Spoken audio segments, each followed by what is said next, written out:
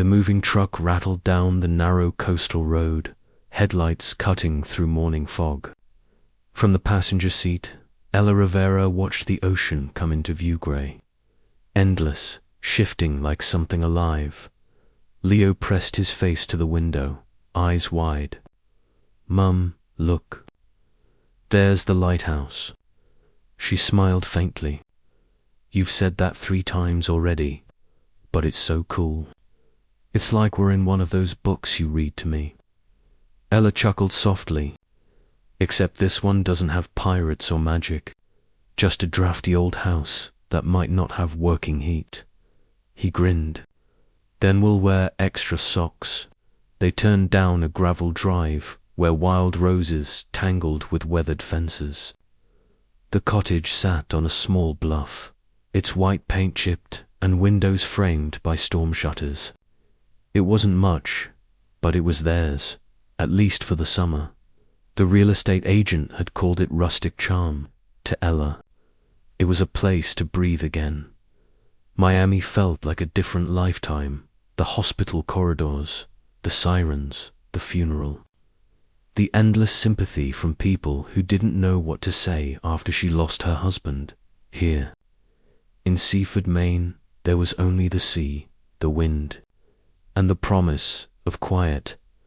The first few days slipped by in the slow rhythm of the coast. Mornings filled with gulls and coffee, afternoons with boxes and repairs. Leo adapted fast. He made friends with a girl from the next house over, a pale, quiet child with curly brown hair and a laugh that came out of hiding only sometimes. "What's her name?" Ella asked as they walked back from the beach one evening. "Lila," Leo said. "She's nice. Her dad doesn't talk much though. He's kinda scary." "Scary how?" "Like he looks like he's thinking a lot. And he wears black even when it's sunny." Ella smiled. "That doesn't make him scary, sweetie. Some people just like being alone." Still, something about that description stayed with her. Later that night, as she stood on the porch watching the fog roll in, a light flickered on in the house next door. A tall figure crossed the window, moving with a deliberate stillness. He paused for a second, just long enough for her to see the outline of a man who carried weight in his posture. The kind that didn't come from work but from guilt. She stepped back into the shadows. Whoever he was, she hoped he liked silence as much as she did. The first time she met him properly was at the Seaford General Store. She was standing in the coffee aisle, debating between brands she couldn't afford, when a voice behind her said, "If you like medium roast, that one's the least bitter." She turned. He was taller than she expected, maybe late 30s, with dark hair cut short and eyes like the ocean before rain grey, unreadable. "Oh thanks," she said awkwardly, holding the bag of coffee like a shield. "You live on Seaview Road, right?" He nodded. "Next door to you, Nathan Black. Ella Rivera." He offered a polite handshake, firm brief. "You just moved in?" "Yes, trying to fix up that cottage before winter eats it alive." A faint smile touched his mouth. "Good luck. The sea always wins." His tone wasn't unfriendly, but there was distance in it, a practiced isolation. Before she could say more, he grabbed a carton of milk and walked away. The clerk, an older woman, leaned in as Ella paid. "You be careful with that one," she whispered. "Quiet men with big houses and no friends always a story." Ella forced a laugh. "I'm not looking for stories. Just peace and plumbing that works." But later that night, as she watched the light flicker again in his house, she couldn't help wondering what kind of man hid behind all that silence. The storm came without warning. By midnight, wind howled through the trees, rain lashed the windows. and thunder rolled in waves over the ocean. The power flickered, then died. Leo woke crying, clutching his stuffed fox. "Mom, it's loud." "I know, baby. It's just a storm." She pulled him close, heart racing as a branch cracked outside. Then came a knock. Hard, urgent. Ella froze. Who knocks in the middle of a hurricane? She grabbed a flashlight and opened the door. Nathan stood there, rain-soaked flashlight in hand. "Your front shutter came loose, sits banging against the window." "I didn't want it to break the glass." "Oh, thank you," she stammered, stepping aside. "Come in before you drown." He hesitated, then nodded, stepping into the dim light. Water dripped from his jacket onto the floor. Leo peeked from behind her. "Hey, Mr. Black." Nathan's face softened. "Hey, champ. Brave kid staying up through this storm." Leo puffed up proudly. "I like thunder. It sounds like dinosaurs fighting." Nathan smiled an actual smile, fleeting but real. Ella caught herself watching him. There was something disarming in that small moment, something almost gentle. The power stayed out for hours. Nathan helped her secure the shutters, check the windows, and light candles as they worked. The wind roared outside, shaking the house like a warning. In the glow of candlelight, she noticed a small scar near his temple. He noticed her glancing and looked away. "Car accident," he said quietly. "A long time ago." She nodded. "Sorry, I didn't mean to. It's fine."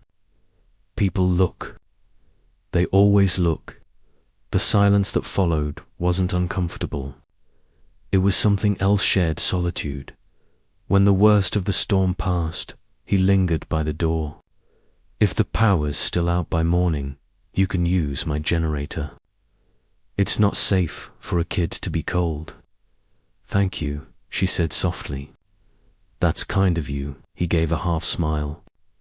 "Don't mention it." Then he was gone, swallowed by the rain. By morning, the world had changed.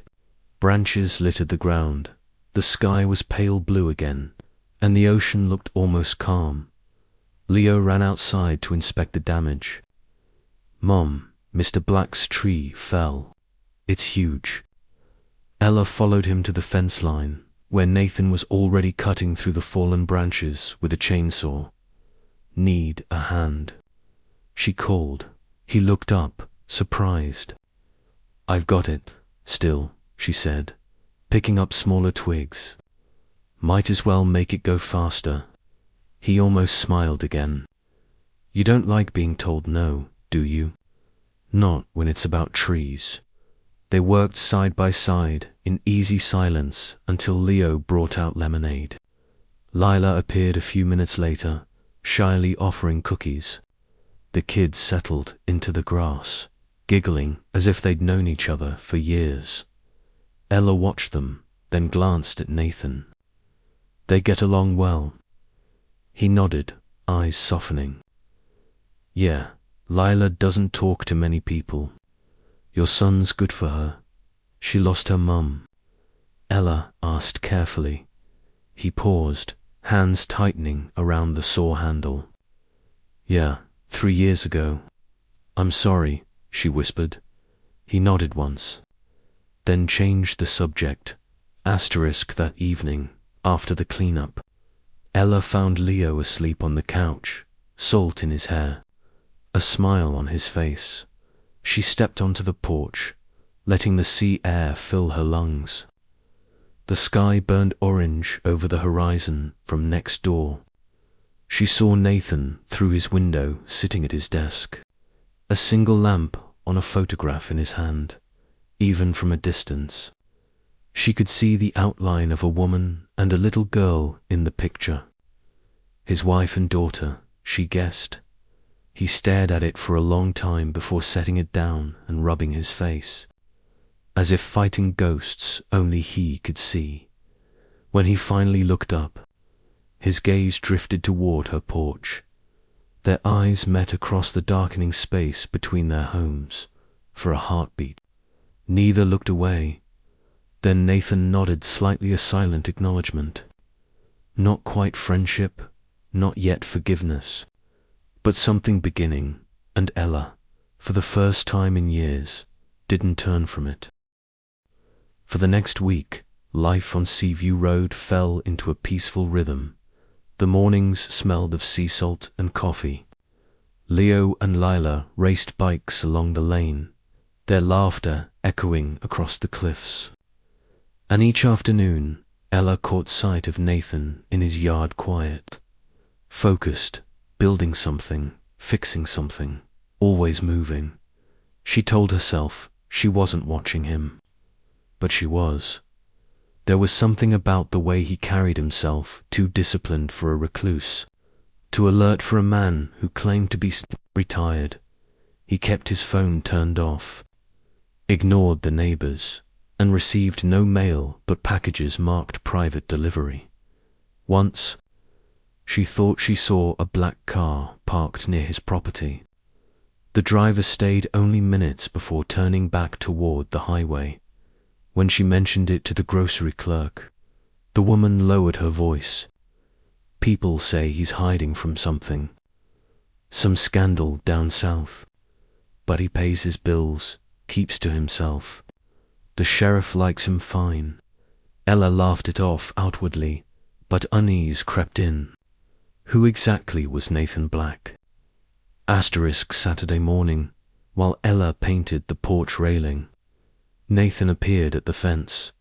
"Morning," he said, voice low but steady. "Mind if I borrow your ladder? Storm tore part of my roof, flashing loose." "Sure." She wiped her hands on a rag. "You could have just knocked." His lips curved slightly. Didn't want to wake the kid. As she handed him the ladder, she caught a glimpse of his forearmed, faint scars tracing up from his wrist. Old burns, maybe. The kind of marks that told stories you never wanted to repeat. "Those look painful," she said before she could stop herself.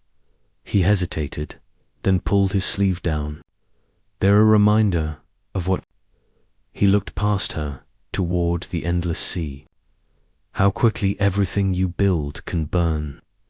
The answer chilled her, but before she could ask, Leo and Lila came running, breathless from playing on the beach.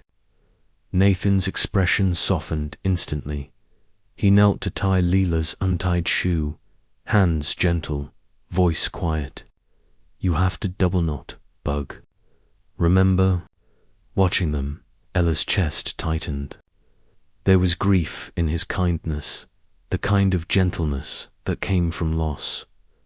That evening, Leo announced proudly, "Mr. Black said he'd teach me to fly his drone tomorrow." Ella frowned. "He did? Yeah. Can we go, Mom, please?" Nathan, standing on his porch next door, looked momentarily awkward. "If that's all right with you," he said. "It's just a drone, nothing dangerous." She wanted to say no, but there was sincerity in his tone, something careful, like he was afraid of crossing boundaries. "Fine," she said finally, "but only if you stay nearby." Nathan nodded once. Of course. When Sunday came, the kids spent the afternoon chasing the buzzing drone across the dunes. Ella sat on the sand, book open but unread dot. At some point, Nathan offered her a cup of coffee from his thermos. She took it, their fingers brushing briefly. "Thanks," she murmured. He nodded, gaze fixed on the horizon. "You don't have to be polite. You're wondering what my deal is." She blinked. "I what?" He chuckled quietly. "It's all right. Everyone wonders." "All right then," she said. "What is your deal?" He didn't answer right away. Then, without looking at her, he said, Let's just say I used to be good at building empires, until one collapsed on top of me. Later that night, after Leo was asleep, Ella found herself replaying his words. Building empires. Not something a normal man said. She opened her laptop, typing Nathan Black. Seaford, Maine into a search bar. Nothing. Not even a property record. But when she typed Nathan Blackwell, a flood of results appeared. Headlines, scandals, financial ruin. Wall Street CEO accused of insider trading disappears after trial collapse. Nathan Blackwell resigns from Blackwell Holdings. Ella's breath caught. The photos were unmistakable. Shorter hair, sharper suits, the same eyes. She sat frozen as the storm outside began again, not thunder this time, but the quiet panic of realization. The man next door wasn't just a widower. He was a disgraced billionaire hiding under a new name, and her son was playing in his backyard every day. The next morning, she marched to his porch. He was there already, repairing a gate hinge, as if he had expected her. You lied, she said, without preamble. He looked up, calm. About what? About who you are. She thrust her phone toward him, the article open. Nathan Blackwell, billionaire, fraud investigation. That rang a bell. His expression didn't change. I'm not proud of it. But yes, that was me. And you just changed your name and hid here. He set down his wrench. I didn't hurt anyone, Ella. I was the scapegoat. My partner rigged trades under my nose. I took the fall. She crossed her arms. You could have told me. Would it have mattered? He asked quietly. Would you have talked to me at all? Her silence was answer enough. He sighed. I came here because it's the only place my daughter can have something like normal. That's all I want. Normal. Ella said bitterly. Nothing about you screams normal, Nathan. He gave a tired smile. You'd be surprised how much I want to be. Days passed, and though she tried, Ella couldn't completely stay away. Nathan didn't act like the men in those articles. He didn't flaunt wealth. He fixed fences, helped at the local shelter, brought food when her sink burst. He was decent. Still, gossip spread fast in small towns. Whispers at the grocery store, stares at the school pickup. Someone had recognized him from an old magazine cover. One afternoon, Ella found Leo sitting on the steps, eyes downcast. Mom, why are people saying Mr. Black is bad? Leela cried at school. Ella crouched. Adults say things they don't understand. What matters is how people treat others. Has he ever been unkind to you? No, Leo said firmly. He's cool. He listens. He doesn't laugh when I ask dumb questions. Then that's what matters. When she looked up, Nathan was across the yard, watching expression unreadable. But when their eyes met, gratitude flickered there. That evening. Ella brought over a paean awkward peace offering inside his house. The walls were bare except for one framed photograph, a family portrait. Nathan, a woman, and a toddler Lila, younger, brighter. She was beautiful, Ella said softly. She was, he replied. Her name was Julia. She died before the investigation even started. Cancer. I didn't fight hard. Enough to be there when it mattered. The grief in his voice disarmed her. Completely, I'm sorry, she said. For all of it. He looked at her for a long moment, then said, You don't have to be. I don't deserve sympathy. Maybe not. But your daughter deserves friends. And so do you. For the first time, he laughed, a quiet, rusty sound, as if unused for years. You have a strange way of forgiving people, Ella Rivera. She smiled. You have a strange way of hiding. Asterisk, just as the night began to feel peaceful again, headlights cut across the windows. A car stopped at the edge of Nathan's driveway. A man in a dark coat stepped out. Nathan's posture stiffened instantly. Stay inside, he whispered. Ella frowned. Who is that? Someone I hoped would never find me. The visitor's voice carried through the rain. Mr. Blackwell. You've been hard to find. Nathan's jaw clenched. He's not supposed to be here. Not after everything. She whispered. He looked at her, eyes sharp now, the mask gone. My former partner. The man who ruined my life. Before she could respond, the doorbell rang 3 hard knocks that sounded like the past demanding to be let in. Asterisk. The pounding didn't stop. Ella stood frozen at the base of Nathan's porch as rain sheeted around them, her heartbeat keeping time with the relentless knock. Nathan's shoulders were squared, his voice low. Go back inside, Ella. I'm not leaving you here, she said. He turned, eyes dark, unreadable in the glow of the porch light. You don't understand. This man isn't here for a chat. If he knows where I am, it means someone sold me out. Before she could reply, the doorbell rang again, short, sharp. Mr. Blackwell. A voice called, muffled through the storm. You've been hard to find. I'm just here to talk.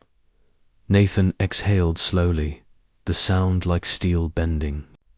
Stay behind me, he whispered. Then he opened the door. The man on the porch looked out of place in Seaford's salt-era city shadow in a small-town world. His trench coat was too sharp, his shoes too clean. Nathan, he said with a thin smile, you've been ignoring calls. Hello, Mark. Mark Stone, Ethan's former business partner. Ella remembered the name from the articles she'd read. The man who had cooperated with authorities. The one who walked away free when Nathan's empire fell. Mark stepped forward as though he owned the air around them. You've built yourself quite the ghost life here. Cute house, picturesque town, single mom next door. It almost looks normal. Ella stiffened. You should leave. He looked her over, smirking. You must be the neighbor. I see why he likes it here. Nathan's voice went quiet but lethal. Watch your mouth. Mark raised his hands. Relax, old friend. I didn't come to fight. I came with an offer. Asterisk, they sat in Nathan's living room, the kids asleep next door, the storm hammering against the windows. Ella hovered near the fireplace, unwilling to leave but unsure where she belonged in this scene. Mark leaned back in his chair, fingers steepled. Blackwell Holdings is circling the drain, he said. The board wants you back. They think you're the only one who can calm investors. Nathan laughed once, humorless. You mean they want a scapegoat again? Mark's smile thinned. You could come back, clear your name, get your life back. You have no idea how much money we could make if no, Nathan interrupted. I'm done. Mark's voice sharpened. You can't run forever. Do you think hiding in this backwater with your kid makes you a saint? You're wasting what's left of you. Nathan's hands curled into fists. Get out. Mark's gaze flicked toward Ella. You really think this little sanctuary is going to protect you when the feds come sniffing again? You'll drag her into it too. That did it. Nathan rose to his full height, eyes cold. Leave, now. For a moment, no one moved. Then Mark's smile returned, a snake coiling before it strikes. You always were sentimental, he said, standing. But sentiment never saved anyone, especially not the ones you love. He brushed past Ella on his way out. Pleasure meeting you, Miss Rivera, he murmured, his voice oily. The door shut behind him with a sound that felt final, but the damage lingered. For a long time, neither spoke. The storm had faded, but the tension inside the house hadn't. Was any of that true? Ella asked finally. Nathan rubbed his temples. The company's collapsing. They want me to take the fall again, and they know I won't. Then why come here?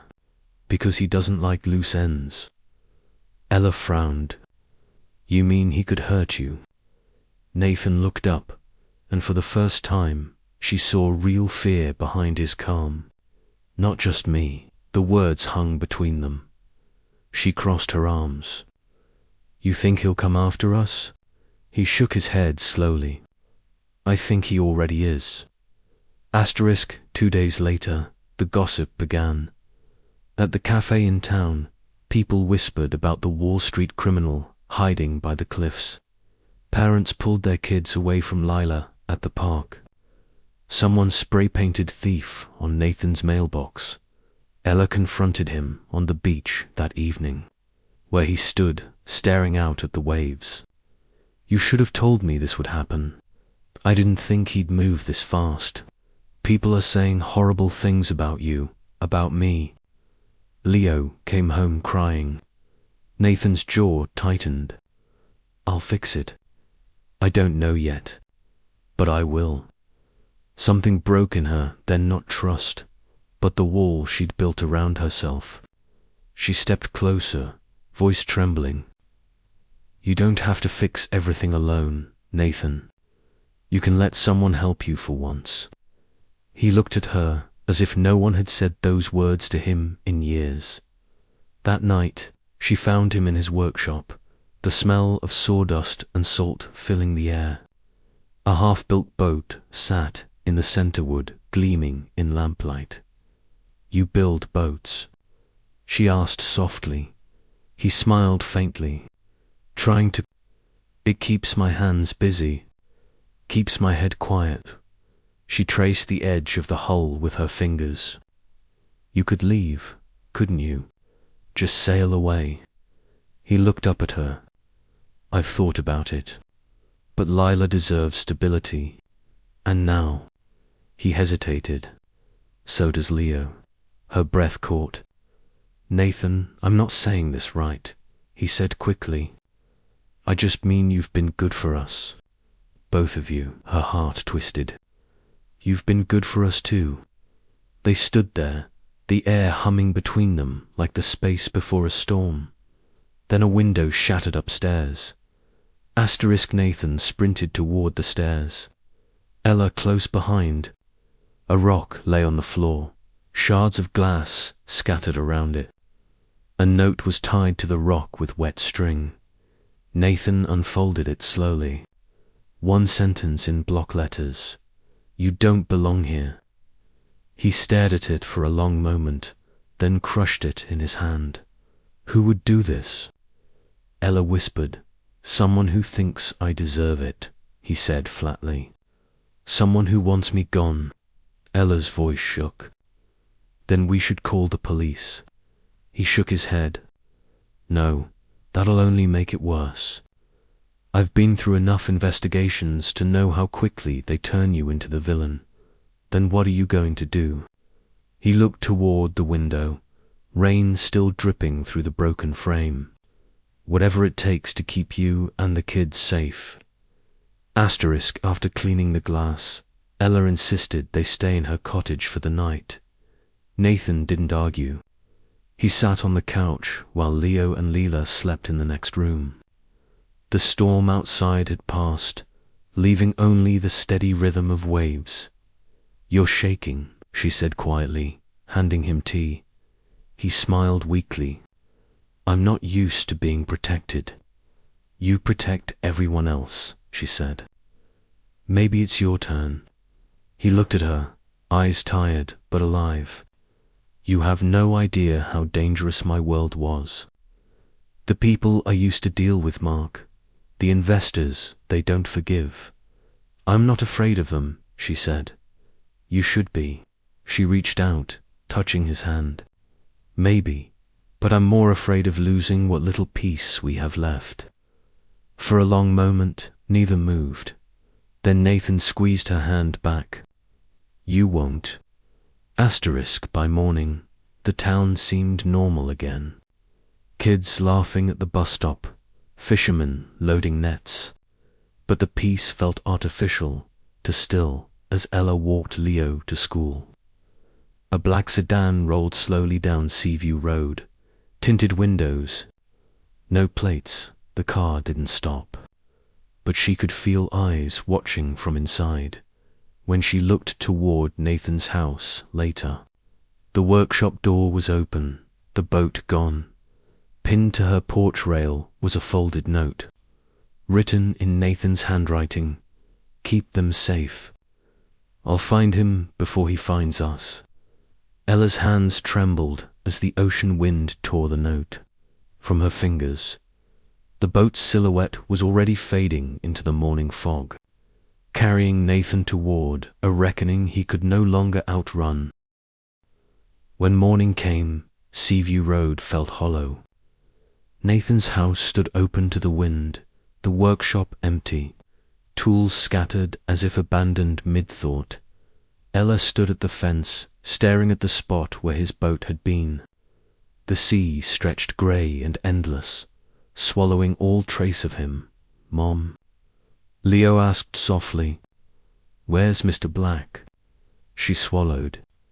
"He had to go take care of something, sweetheart. Something dangerous." Her voice broke. "Yeah, maybe." She wanted to believe he'd left to finish this story once, and for all to stop running, to stop hiding, but fear gnawed at her ribs. That night, she found an envelope taped beneath her porch light, sealed in wax with the initials N.B. Inside was a single page. "If you're reading this, I'm on my way to Boston. Mark keeps his yacht moored at Pier 17. He thinks he's safe there. He isn't. I can end this quietly, clear my name, protect you all. But if anything happens, look after Leela. Tell her I never stopped loving her mother. And tell Leo, he's the son I wish I'd had the courage to be. N." The page trembled in her hands. "Boston," she whispered. "Oh God, Nathan, what are you doing?" Miles away, in the steel-grey harbor of Boston, Nathan's small sailboat drifted through fog like a ghost. The city skyline rose ahead, cold glass and concrete, his old world waiting to devour him again. He docked at the pier, slipping through shadows toward the luxury yacht Solace floating palace. The name stung like irony. The deck was lit, but empty. Music pulsed faintly from below. Nathan climbed aboard, rain slicking his hair, his heart hammering steady and sure. He wasn't here for revenge. He was here for truth. Mark was exactly where Nathan expected, lounging in the cabin with a glass of whiskey. Phone in hand, when he looked up, his smile faltered. "Nathan, you made it. You leaked the news," Nathan said. "The press, the cops. You wanted them to find me." Mark shrugged. "You were the easy target. Always were. You set me up from the beginning," Nathan said. "Those trades, the dummy accounts, they were yours." Mark's tone turned mocking. "And yet, who signed the approvals?" "You did. You played the hero, remember? You wanted to protect the company, keep the family name clean. So you took the fall." Nathan stepped forward, eyes burning. "I did it because I believed in what we built. And because you made me believe it was worth saving." Mark laughed, low and cruel. You always were sentimental. You destroyed lives, Mark. You destroyed mine. Julia died while I was trying to clean up your mess. Mark's smirk faltered. Just a second. She was collateral. We both lost things. Nathan's fist slammed the table. You lost money. I lost everything. Asterisk, the tension snapped like a cable. Mark lunged first, grabbing for a gun tucked behind the bar. Nathan slammed him into the counter, glass shattering, whiskey spilling across the floor. The boat rocked with the struggle, rain hammering the deck above. Still the same fool, Mark hissed. You think you can wash away what you did? Nathan shoved him back. I didn't do it. You did. They crashed into the wall, fists flying, both men gasping for air. The gun skittered across the floor. Nathan dove, fingers brushing metal. Then pain exploded in his side as Mark kicked him hard. The gun went off, a single shot. A crack like thunder. Then silence. Mark staggered back, clutching his shoulder, blood seeping through his sleeve. Nathan stood, shaking, smoke curling from the gun in his hand. Stay down, he said, voice raw. It's over. Asterisk from his pocket. Nathan pulled a small voice recorder, blinking red. He tossed it onto the table. Everything you just said. It's all here. The confession. The setup. Mark stared at it, horror dawning. You, Nathan, raised the gun again, steady this time. Don't worry. I'm not killing you. You'll rot in daylight instead of shadows. Then he turned and walked out into the storm, leaving Mark bleeding and screaming his name. Asterisk back home, Ella's anxiety had become unbearable. Every sound outside made her flinch. Every car passing by sent her heart racing. When a news alert pinged her phone, she nearly dropped it. Former CEO Nathan Blackwell reported, "Evidence clears him of all charges." She read the headline twice, barely breathing. The article was short. Authorities had received an anonymous recording implicating Mark Stone in corporate fraud. Blackwell was cooperating with investigators. He was alive. He'd done it, but no one knew where he was now. Asterisk that night. A storm rose again over the Atlantic. Lila woke screaming from a nightmare. Daddy's in the water. She cried. Ella held her tight. No, sweetheart, he's fine. He'll come home soon. But when she looked out the window toward the sea, lightning flashed, illuminating a small sailboat drifting near the horizon, tossed by waves. Her breath caught. Nathan? She ran to the beach, wind tearing through her hair, rain stinging her face. Nathan. She shouted into the roar.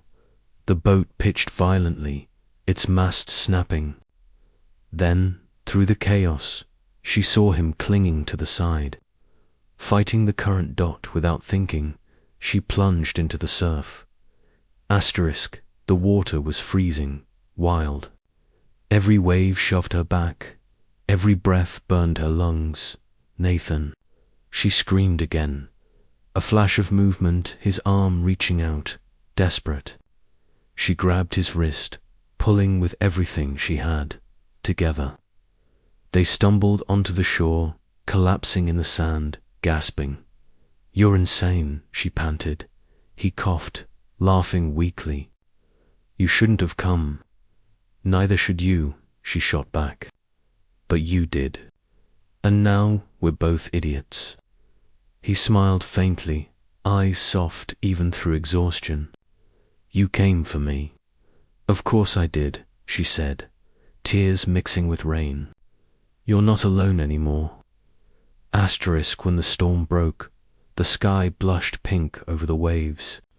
Nathan sat wrapped in a blanket, Ella beside him, their hands intertwined. "What happens now?" she asked. "I'll turn myself in," he said. "Tell them everything.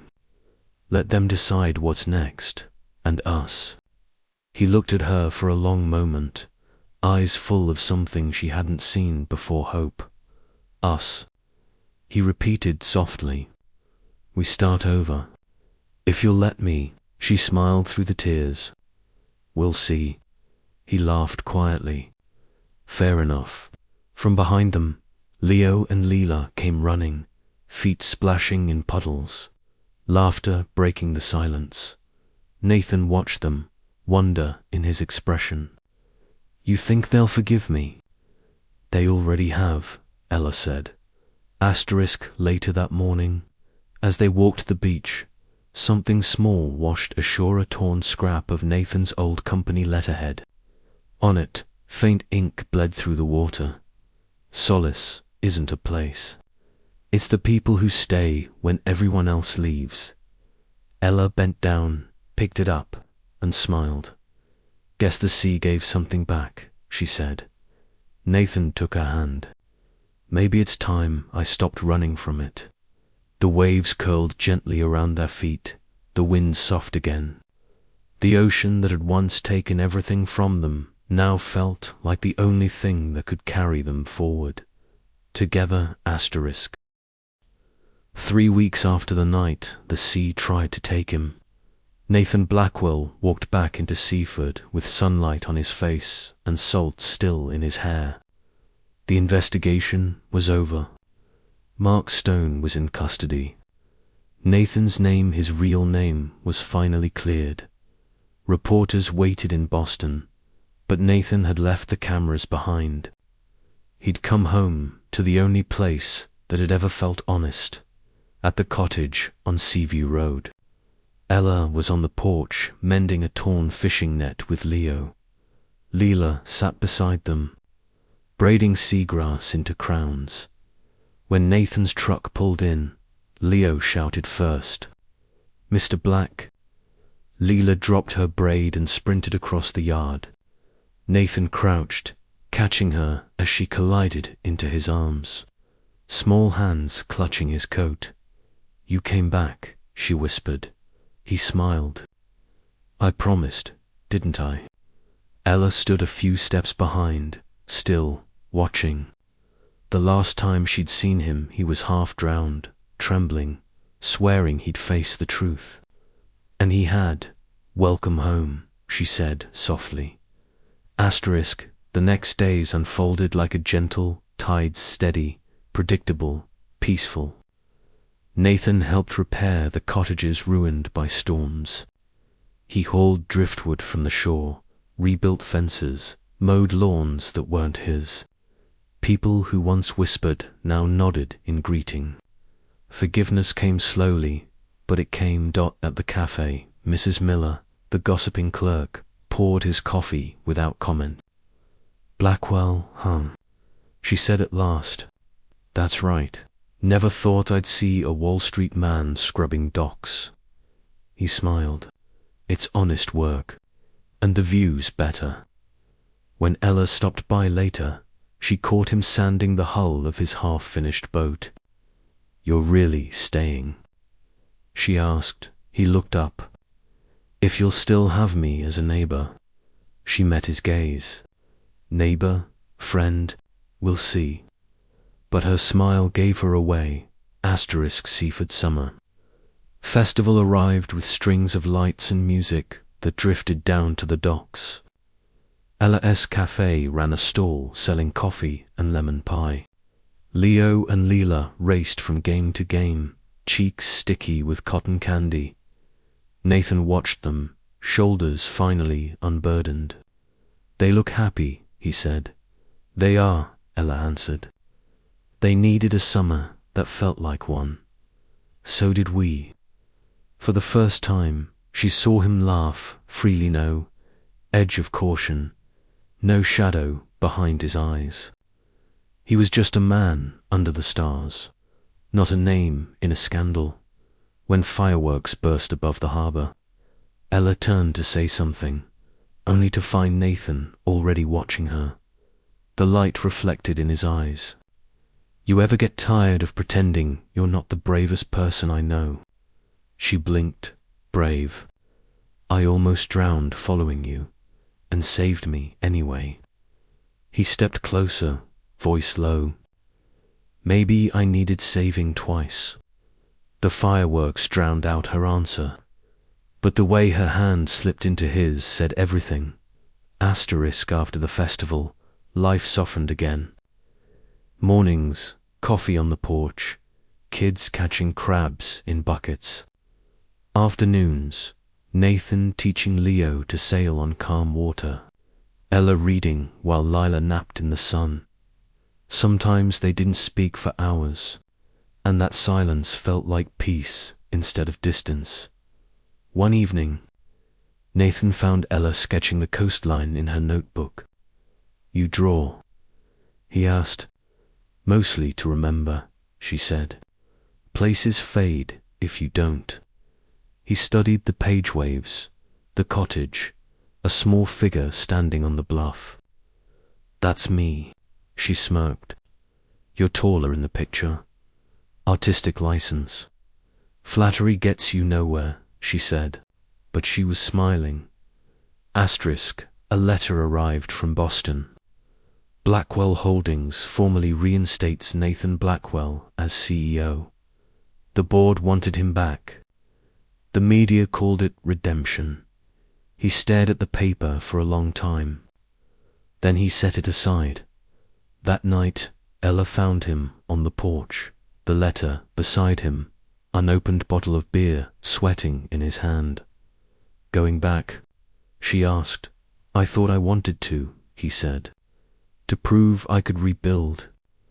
But the truth is, I already did. Right here."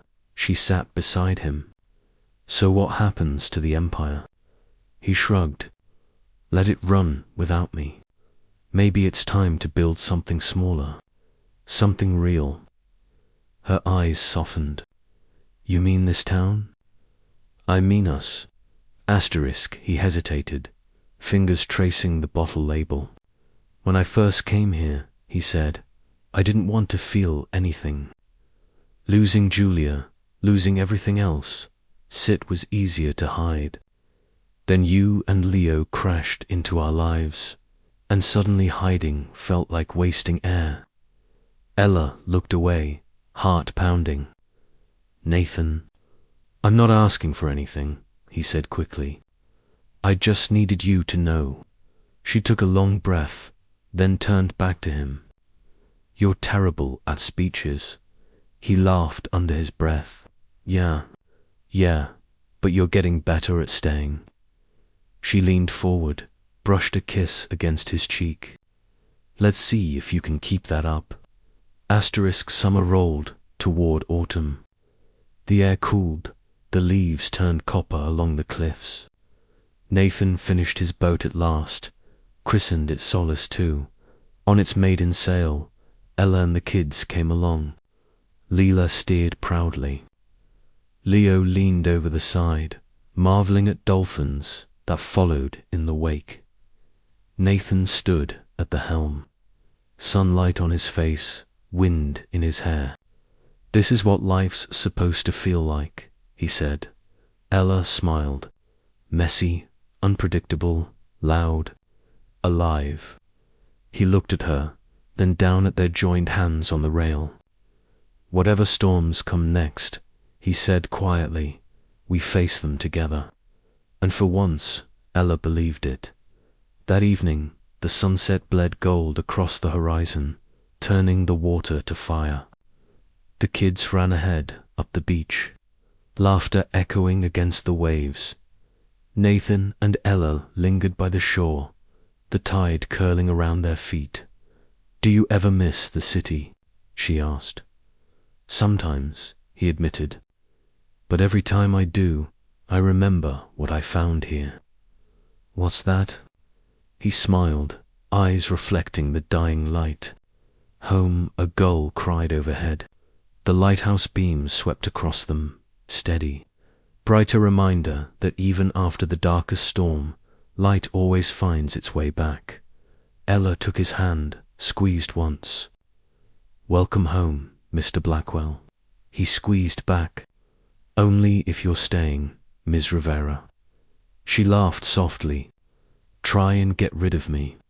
The waves broke around them, the sky deepened to indigo, and Seaview Road settled into its familiar rhythm, the sound of the ocean, the whisper of wind through grass, and the quiet heartbeat of a new beginning. Seaford looked different and exactly the same. The boardwalk had new paint, the cafe a second story, and the lighthouse's lens had finally been restored.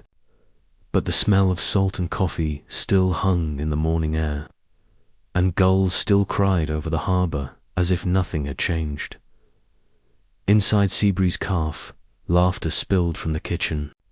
Leo, now 15, tall, perpetually messy-haired, balanced a tray of croissants, while Lila scolded him for dropping crumbs. "Mom, he's hopeless," Lila said. "I'm efficient," Leo argued. "Gravity just hates me." Ella shook her head, smiling as she poured a cup of coffee. "Efficient or not, clean up your mess before the lunch crowd shows." From the doorway, a familiar voice drawled, "That's my line."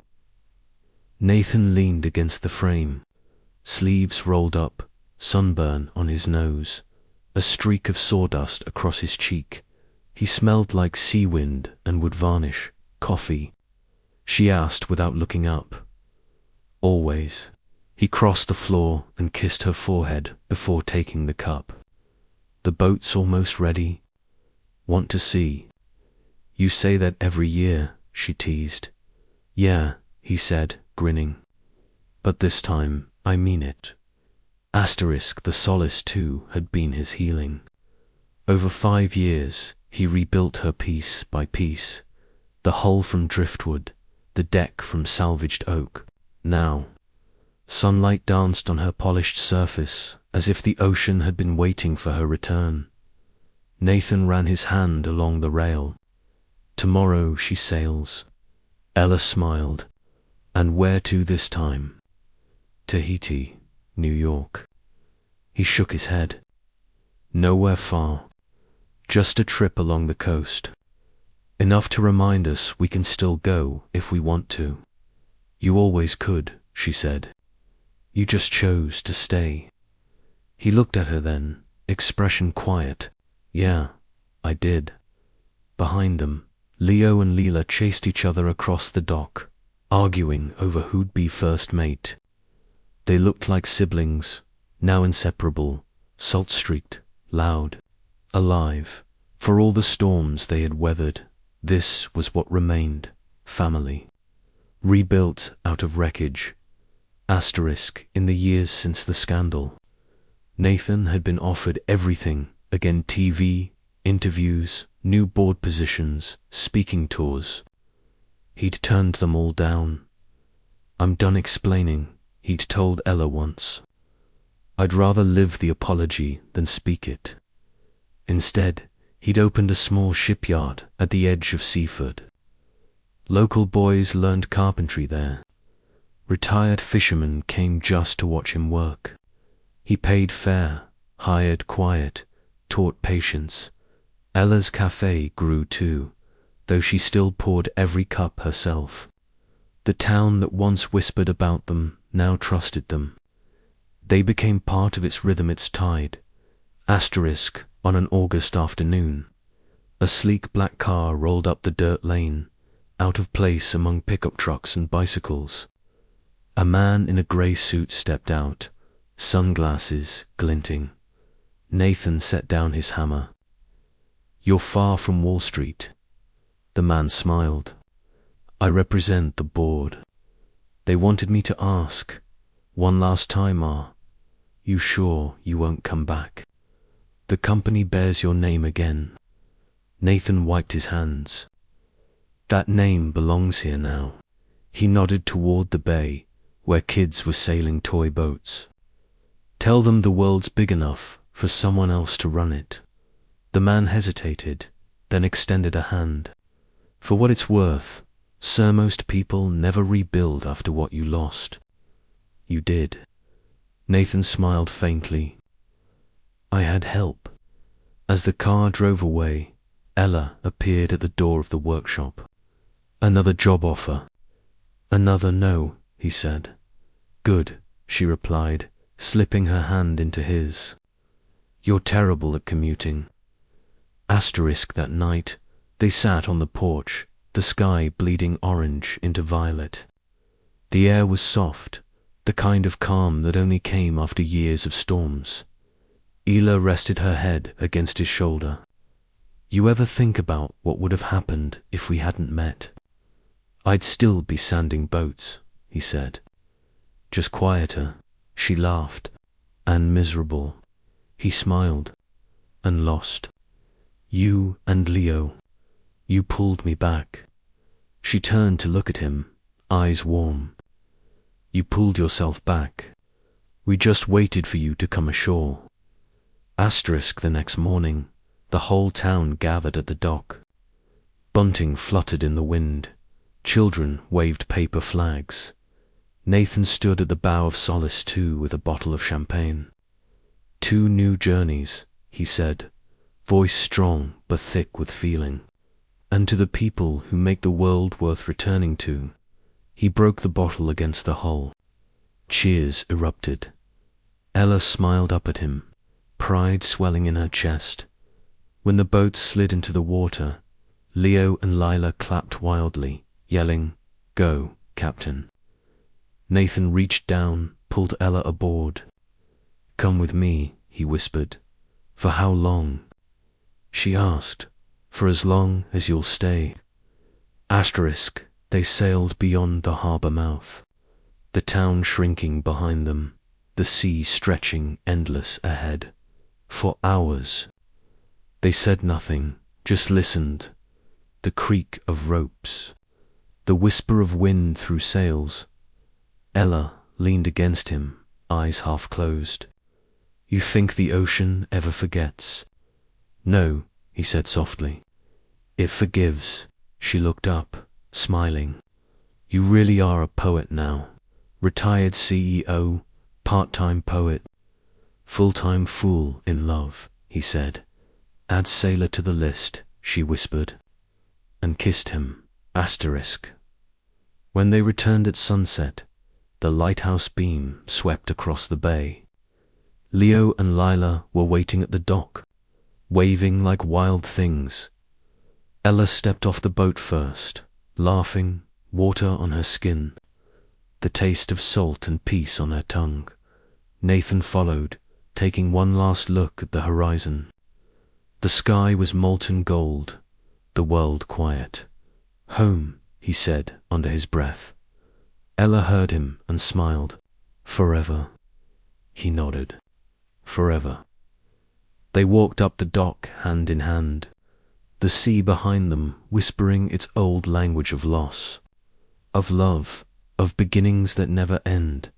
Above the cottage door, a small wooden sign swung gently in the breeze, For storms had passed, and those who stayed. The light from the house spilled across the sand, warm and constant. As the waves carried their reflection out to sea, and the story of the billionaire next door finally came to rest,